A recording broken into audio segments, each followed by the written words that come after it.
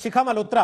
Otherwise Ravi Kishan ji ने एक मांग की थी, वो हमारी आने वाली पीढ़ी के लिए, हम जैसे एक्टर्स के लिए ये गलत तो नहीं था। शिखा मल्होत्रा, जब कंगना रनौत ने यह आरोप लगाया कि ड्रग टेस्ट होना चाहिए, बहुत सारे लोग ड्रग लेते हैं बॉलीवुड में, ड्रग टेस्ट होना चाहिए, डोप टेस्ट होना चाहिए, तो कोई बड़ा सितारा आगे नहीं आया।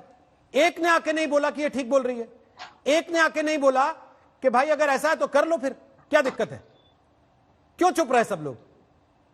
ना कोई विरोध करने आया, ना कोई यह बोलने आया कि ये झूठ बोल रही है। क्या माना जाए, उसको स्वीकारोक्ति समझे? जी, बोलेंगे कैसे, क्योंकि हिस्सा है इस चीज का। ड्रग्स लेते हैं सभी, आपको ओपनली और धड़ल्ले से लेते हैं, इतने ओपनली अपने आप को कूल कहते हैं, स्टाइल है उनका ये शुरू से ही। आप बड़ी बड़ी पार्टीज में उनके बिंदास वीडियोस देख रहे हैं, उनको यही पब्लिक की आंखों में धूल झोंक रहे हैं कब से वो। उन्हें पता है कि हम पर कोई उंगली नहीं उठाएगा। आज जैसा समय आएगा, किसको पता था कि उंगली उठने लगेगी।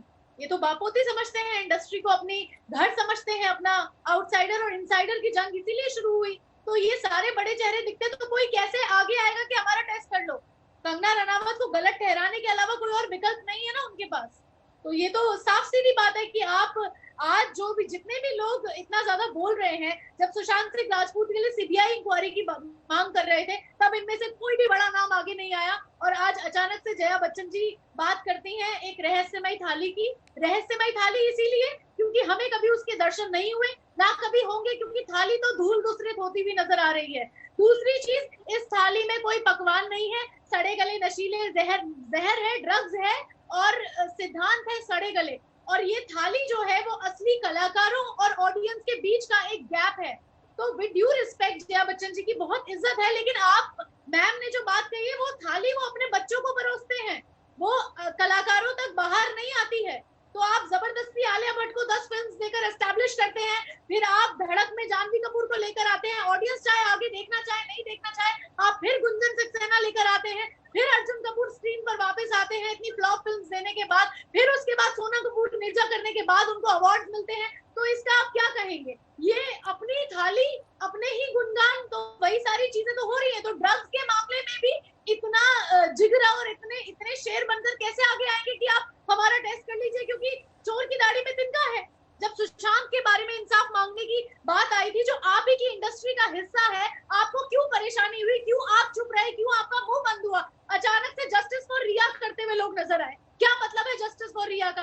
आप चुप रह सकते हैं, आपका मौलिक अधिकार है बिल्कुल चुप रहना, आप बहुत बोल सकते हैं, वो भी किसी इंसान का अधिकार है। लेकिन आप अचानक से किसी एक इंसान जो रहस्यमय तरीके से विलुप्त हो जाता है, आप ही की इंडस्ट्री का हिस्सा है, आप उसके बारे में सीबीआई इंक्वायरी की मांग इसलिए नहीं करते क्योंकि आप उससे अपना हिस्सा मानते ही नहीं है। तो ये जो एलीट क्लास, ये जो एलीट क्लास है, दो अलग अलग चीजें, दो अलग अलग चीजें। एक हुआ सुशांत सिंह राजपूत की मौत का केस, जिसकी जांच अब सीबीआई, एनसीबी, ईडी तीनों मिलकर कर रहे हैं, और एक हुआ ड्रग पेडलिंग का मामला जो अब खुल के बाद सामने आ रहा है। तो लग रहा है कि भाई ये तो अपने आप में एक अलग इंडस्ट्री चल रही है, इसको तो अलग से बाकायदे पड़ताल करने की जरूरत है। लेकिन नूपुर मेहता, सवाल यह है कि क्या बॉलीवुड इस लड़ाई में खुले तौर पर बट गया है?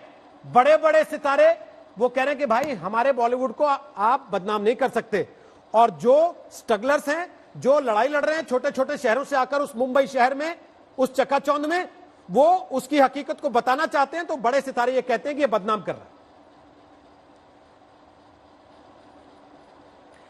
रोहित, मुझे लगता है कि बॉलीवुड बिल्कुल अब दो भागों में बंट चुका है। एक इनसाइडर्स का भाग है और एक आउटसाइडर्स का भाग है। नेपोटिज्म तो है बॉलीवुड में, ये बात बहुत जाहिर है और अब इसका खुलासा भी हो गया है। पर हाँ, नेपोटिज्म से कोई स्टार नहीं बन सकता, स्टार अपने टैलेंट से बनते हैं।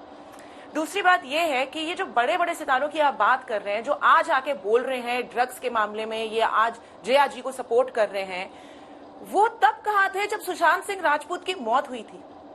हमारे देश का एक लड़का मर जाता है और उसकी मौत पे इतना बवाल बनता है, वो लोग तब कहाँ थे? किसी ने सुशांत सिंह राजपूत को सपोर्ट नहीं किया, कोई उसकी मौत के बारे में कंडोलेंसेस देने भी सामने नहीं आया।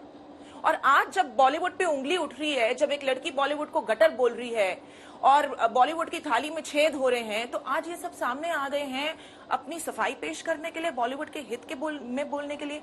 बॉलीवुड के हित में बोले, मुझे उससे कोई परेशानी नहीं है। बहुत, मैं ये नहीं कह रही हूं कि पूरा का पूरा बॉलीवुड गलत है या गटर है या सब लोग ड्रग्स करते हैं। बहुत ही चुनिंदा लोग होंगे जो कि ड्रग्स करते हैं। अपना एनसीबी अपना काम करेगा, उनको निकालेगा और बॉलीवुड का सफाया होगा। और मुझे लगता है कि फिल्म इंडस्ट्री से एक शुरुआत होनी चाहिए। फिल्म इंडस्ट्री को एक एग्जाम्पल सेट करना चाहिए, ये सफाया करके, ये ड्रग्स का और ये नशीली गैर कानूनी चीजों का एक एग्जाम्पल सेट होना चाहिए। और बाकी की इंडस्ट्रीज भी, कॉर्पोरेट इंडस्ट्री, क्रिकेट की इंडस्ट्री, एयरलाइन इंडस्ट्री, सारी इंडस्ट्रीज को बॉलीवुड से एक एग्जाम्पल सेट करना चाहिए। लेकिन नूपुर मेहता, सब इंडस्ट्री में आपने वो वीडियो देखा होना चाहिए, जिसको लेकर मनजिंदर सिंह सिरसा गए हैं शूटिंग से पहले भी नारकोटिक्स के पास?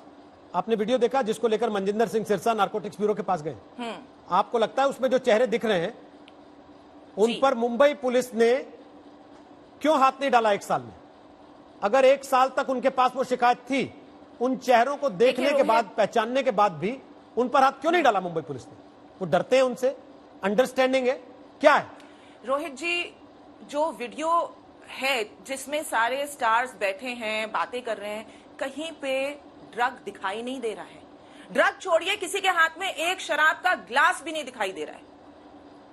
वीडियो से वैसे हम समझ सकते हैं, अगर आप उनकी आंखें देखिए, गहराई से देखें, अगर वो माहौल देखें आप वीडियो का, तो उससे हम समझ सकते हैं कि जरूर ड्रग्स का सेवन हो रहा होगा, पर ड्रग्स दिखाई नहीं दे रहा है किसी कहीं पे वीडियो में। तो एनसीबी कैसे कार्रवाई कर सकती है उस वीडियो के आधार पे, आप मुझे बताइए। अध्ययन सुमन के इंटरव्यू में ड्रग्स दिखाई दे रहा है क्या, जिसमें वो बोले कि कंगना मुझसे कहती थी ड्रग्स ले लो, और गृह मंत्री ने आके खड़े होकर कहा कि हम इसकी जांच करवाएंगे, मुंबई पुलिस को हमने आदेश दे दिया? रोहित जी, कंगना ने तो खुद बोला है 2016 में कि वो ड्रग्स लेती थी, ड्रग्स का सेवन करती थी। वो जब आई थी 15 साल पहले, वो गलत हाथों में पड़ चुकी थी। वो किन किन का नाम लेना चाहती है वो आप भी जानते हैं, जिन हाथों में वो पड़ चुकी थी। 1.5 साल के अंदर उसकी फिल्म गैंगस्टर आ जाती है। वो तो खुद कबूल रही है कि वो करती थी ड्रग्स, पर अब सब कुछ छोड़ चुकी है।